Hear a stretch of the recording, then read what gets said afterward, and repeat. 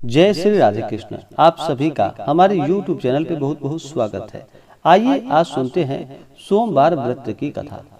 जो भी भक्त सच्ची श्रद्धा के साथ, नियम और निष्ठा के साथ भगवान भोलेनाथ का पूजन करते हैं, सोमवार का व्रत रखते हैं, कथा श्रवण करते हैं, भगवान शिव जी की कृपा से उनके सभी दुख और कष्ट दूर हो जाते हैं तथा सभी प्रकार के सुख और समृद्धि की प्राप्ति होती है। प्रत्येक सोमवार को भगवान भोलेनाथ का पूजन किया जाता है। जो भी सच्ची श्रद्धा के साथ सोमवार के दिन विधिवत भगवान शिव का पूजन करते हैं, माता पार्वती का पूजन करते हैं, साथ में शिव परिवार का पूजन करते हैं, इससे भगवान भोलेनाथ अति प्रसन्न होते हैं।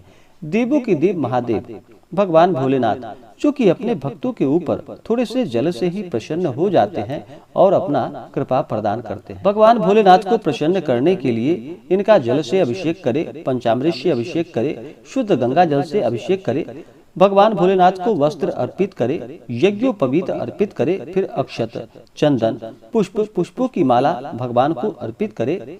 भगवान भोलेनाथ को बिलपत्र अति प्रिय है, तो उन्हें 3 पत्ते वाला बिलपत्र, उस पे राम का नाम लिख करके या नमः शिवाय लिख करके भगवान भोलेनाथ को अवश्य ही अर्पित करनी चाहिए। बिलपत्र अगर सच्ची श्रद्धा के साथ भगवान शिव जी को अर्पित करते हैं तो व्यक्ति के 3 जन्मों के पाप भी नष्ट हो जाते हैं। त्रिदलम त्रिगुणाकारम त्रिनेत्रम च त्रिधायुधम त्रिजन्म पाप संघारम बिल्वपत्रम शिवार्पणम। इन मंत्रों के द्वारा भगवान भोलेनाथ को बिल्वपत्र अर्पित करे या ओम नमः शिवाय, इन मंत्रों का उच्चारण करते हुए भगवान शिव को बिल्वपत्र या समस्त पूजन की सामग्री अर्पित करनी चाहिए। स्त्रियां नमः शिवाय नाम मात्र का उच्चारण करके भगवान शिव जी को सभी प्रकार की सामग्री अर्पित करे। बिल्वपत्र चढ़ाने के बाद भगवान को भांग धतूरा चढ़ाएं, उन्हें शमी पत्र चढ़ाएं। भगवान को तुलसी मंजरी भगवान शिव को अर्पित की जाती है, तो उन्हें तुलसी मंजरी चढ़ाएं। उसके बाद धूप और दीप दिखाएं। अनेक प्रकार का नैवेद्य अपने श्रद्धा भक्ति भाव के साथ भगवान शिव जी को अर्पित करे। द्रव्य दक्षिणा चढ़ाएं। पुंगी फल, तांबूल, लौंग, इलायची के साथ में अर्पित करे। पुंगी फल जो कि सुपारी को कहा जाता है, तांबूल यानी कि पान पत्र भगवान शिव जी को अर्पित करे, लौंग इलायची के साथ में। उसके बाद फिर सोमवार व्रत का कथा श्रवण करे और फिर भगवान की आरती करे। जो भी सच्ची श्रद्धा के साथ इस प्रकार से भगवान का पूजन करते हैं, सोमवार व्रत रखते हुए भगवान का कथा श्रवण करते हैं, इससे भगवान भोलेनाथ अति प्रसन्न होते हैं और अपने भक्तों के सभी दुख और कष्ट को दूर कर देते हैं तथा सुख और समृद्धि का आशीर्वाद प्रदान करते हैं। तो आइए सुनते हैं सोमवार व्रत की कथा। तो बोलिए प्रेम से भगवान भोलेनाथ की जय, माता पार्वती की जय। बहुत समय पहले की बात है कि एक बार भगवान महादेव जी मृत्यु लोक में विहार करने की इच्छा से माता पार्वती के साथ पधारे। वहाँ पर विदर्भ देश की अमरावती नगरी, जो कि सभी सुखों से परिपूर्ण थी, वहाँ पर आए। वहाँ के राजा द्वारा बनाए एक सुंदर शिव मंदिर था, वहाँ वे रहने लगे। एक बार माता पार्वती जी ने चौरस खेलने की इच्छा की। तभी मंदिर में पुजारी के प्रवेश करने पर माता पार्वती ने पूछा कि इस बाजी में किसकी जीत होगी। तो ब्राह्मण ने कहा कि महादेव जी की जीत होगी, लेकिन पार्वती माता जीत गई। तब ब्राह्मण को उन्होंने झूठ बोलने के अपराध में कोढ़ी होने का श्राप दे दिया। कई दिनों के पश्चात देवलोक की अप्सराएं उस मंदिर में पधारी और उसे देखकर इसका कारण पूछा। पुजारी ने निसंकोच सब कुछ बताया। तब अप्सराओं ने ढाढ़स बताया और 16 सोमवार के व्रत रखने का उपाय बतलाया। विधि पूछने पर उन्होंने विधि भी बतलाई। इससे शिव जी की कृपा से सारे मनोरथ पूर्ण हो जाते हैं। फिर अप्सराएं स्वर्ग को चली गयी। ब्राह्मण ने सोमवार का व्रत करके रोग मुक्त होकर जीवन व्यतीत किया। कुछ दिन उपरांत शिव और पार्वती जी के पधारने पर माता पार्वती जी ने उससे रोग मुक्त होने का कारण पूछा। तब ब्राह्मण ने सारी कथा बताई। तब पार्वती जी ने भी यही व्रत किया और उनकी मनोकामना पूर्ण हुई। उनके रूठे पुत्र कार्तिकेय जी माता के आज्ञाकारी हुए, परंतु कार्तिकेय जी ने अपने विचार परिवर्तन का कारण पूछा। तब माता पार्वती जी ने कहा और फिर वह कथा सुनाई, उन्हें भी बताई। तब स्वामी कार्तिकेय जी ने भी यही व्रत किया, उनकी भी इच्छा पूर्ण हुई। उनसे उनके मित्र ब्राह्मण ने पूछकर यही व्रत किया। फिर वह ब्राह्मण विदेश चला गया और एक राजा के यहाँ स्वयंवर में गया।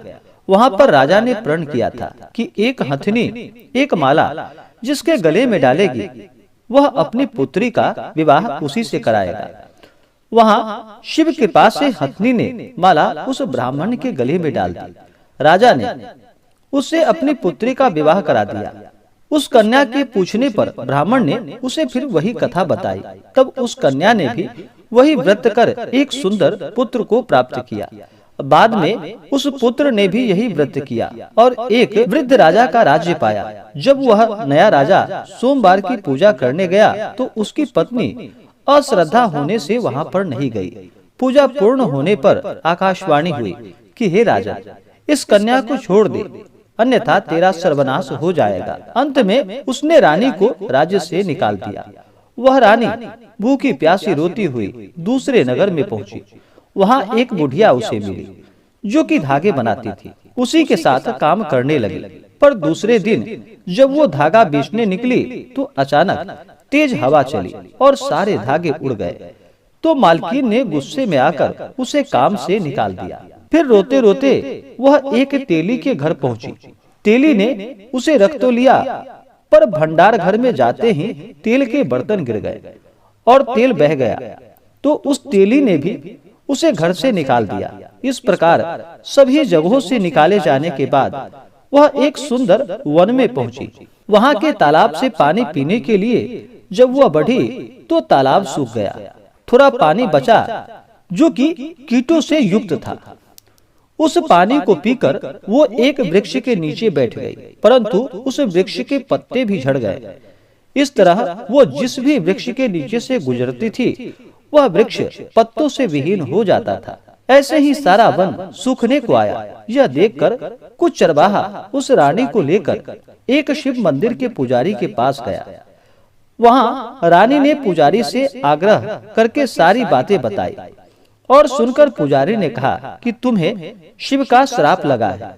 रानी ने विनती करके पूछा तो पुजारी ने इसके निदान का उपाय बतलाया और सोमवार व्रत की विधि बतलाई। रानी ने तन मन से व्रत किया और शिव कृपा से 17वें सोमवार को राजा का मन परिवर्तित हुआ। राजा ने रानी को ढूंढने के लिए दूत को भेजा।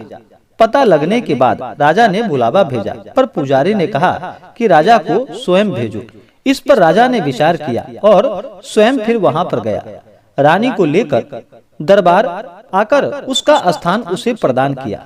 संपूर्ण शहर में खुशियां मनाई गई। राजा ने गरीबों को काफी दान दक्षिणा दिए और शिव के परम भक्त होकर नियम पूर्वक 16 सोमवार का व्रत करने लगे और संसार के सारे सुखों को भोगकर अंत में शिव धाम को गए। तो बोलिए प्रेम से भगवान भोलेनाथ की जय, माता पार्वती की जय। इसी प्रकार से जो भी भक्त सच्ची श्रद्धा के साथ नियम और निष्ठा के साथ भगवान भोलेनाथ का पूजन करते हैं, व्रत रखते हैं, कथा श्रवण करते हैं, भगवान शिव जी उनकी मनोरथ को पूर्ण करते हैं।